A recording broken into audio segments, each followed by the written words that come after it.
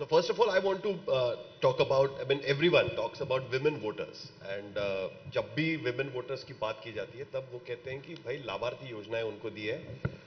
It's give and take. आपने वो लाभार्थी योजना दी है, इसके लिए उनका वोट मिल रहा है. दूसरी तरफ आपके एग्जिट पोल में यह हमेशा दिखता है कि अनएम्प्लॉयमेंट बहुत बड़ा इशू है. आप युवाओं से बात करते हैं तो वो बोलते हैं कि अनएम्प्लॉयमेंट की समस्या हमारे पास है. तो ऐसी कौन सी महिला होगी कि जिसको अपने बच्चे को नौकरी नहीं मिल रही है, वो उसके लिए बड़ा इशू नहीं होगा. 10 साल से आप एक ही स्कीम वहां पर चला रहे हो, क्या उसी पर वो खुश है? क्या उसको लेकर कहीं ना कोई भी स्कीम अगर एक्सटेंड हो जाती है तो उसके बाद उसकी जो नवीनता है वो खत्म हो जाती है, आपको कुछ नया उसमें लाना पड़ता है. क्या उस तरीके से इस विमेन वोटर्स को नहीं देखा जा सकता? क्योंकि 10 साल से हम सिर्फ उसी की बात कर रहे हैं. नहीं, 10 साल से क्यों बात कर रहे हैं साहिल, आप उसको समझ लीजिए. यहां मैं खुल के बात कर सकता हूं. आप इंडिया को जान लीजिए पहले. इंडिया क्या है?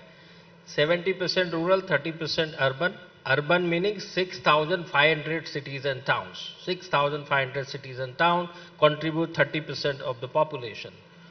दूसरे साइड पे रूरल है, तो जो 100 वोट कास्ट होते हैं, 67% कास्ट हुआ, उसका 80% is rural and poor, and their livelihood largely depend on government of the day. Please understand this. And their living is $100, less than $100 a month. Meaning what? They have to depend on government aid, and these government aids are starting with road, electricity, water, education, health, PDS, ration, and farm related सुविधाएं जिसको आप या व्यवस्थाएं कहते हैं, be it seeds, fertilizer, subsidized rate, and water and electricity for irrigation. So this is the reality. And coming to the women, country के अंदर 50%, 50-50 women and men, 90% of the women in this country is depend on the male member of the family, so-called CWE. So they are largely depend on the CWE, and when you are living in a kind of underprivileged situation, so whoever comes and try and give you some kind of a comfort or the leeway, they are bound to skew towards whoever is there at the helm of it as a government. So these days, these women think government is their CWE. Government is their CWE. So that is the precisely, and this is the only demography which contribute 50% of the total chunk, which is the biggest number. Now coming to the youth. Now what had happened because of demographic shift in last particularly 10 years, earlier in the age of 18 to 25 years of age, there used to be contribution of 17%, 17. Generally 15% to 20% population of that electors used to be 17% average I am talking about. Now because of demographic shift, this 17 has become 22.5, which is a substantial number, number one. Number two, by nature as a youth, you want things on a rapid fast speed. And that is the precisely reason why they seems to be more vocal, more impatient, and what you see and what you heard, as Rajdeep pointed out, their voices. Whereas women voices is in silos. So coming to your unemployment and all those things, I'll tell you, last 50 years there was unemployment and inflation issue, and it will be for next 50 years. The question is, who is better prepared to address these issues? And that is how electors elect the government or the leader for that matter. So Pradeep can't speak much at this moment about the exit poll numbers, but I know he has very strong opinions on the issue of Hindutva, because there are many in the BJP RSS who think this government wins because they have a very strong Hindutva tilt. Your view is that no, Hindutva is a very marginal factor. It's actually the work that they do on development which helps them win. Explain that to everyone who's sitting here. Same thing, Rahul.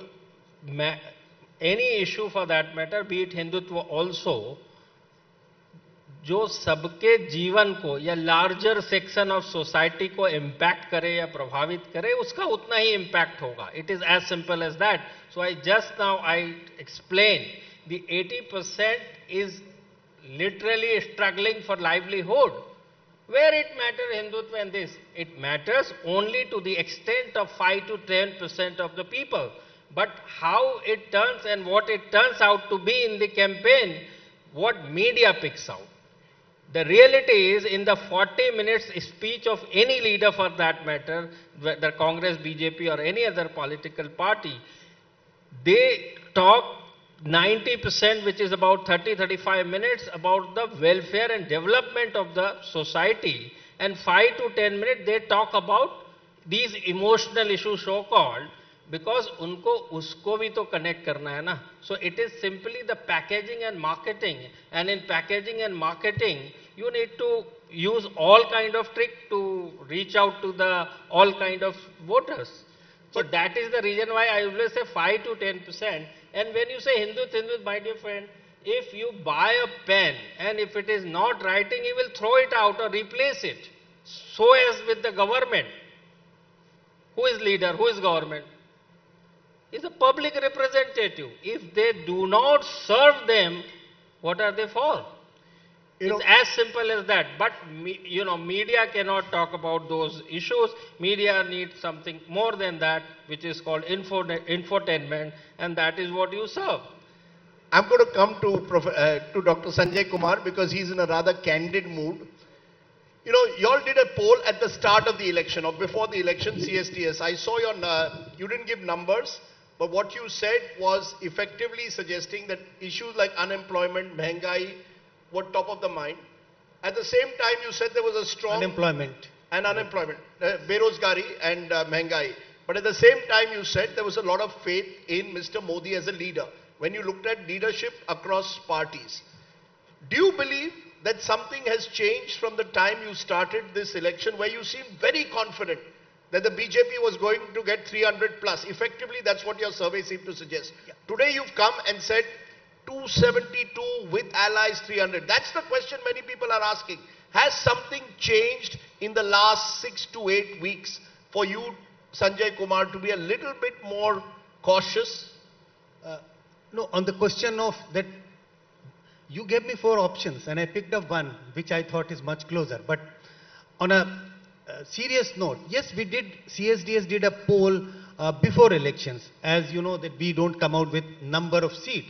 But this was a poll conducted in the first week of April. We concluded the poll by 8th of April.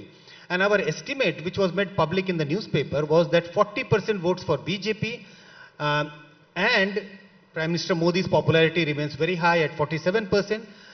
But at the same time, the study also revealed, and it was like reported widely in the newspaper, that we figured out that there are sections of voters who intended that they are likely to vote for BJP in the coming elections. But we call them reluctant voters. They were not very happy with the performance of the government. They didn't want this government to be re-elected by conviction, but they thought since there is no alternative, they will get re-elected. So, kya kare? Even if there is berozgari, even if there is mehengai, we will end up voting for BJP, even though we don't want this government to be re-elected. So, out of this 40, we made an estimate that really the BJP's vote share seems to be 35-36%, but there is 4 or 5% reluctant voter who might end up voting for BJP because they see no alternative. That was the situation in the first week of April, but I think as the election progressed, things may have changed on the ground, which is obvious from various quarters.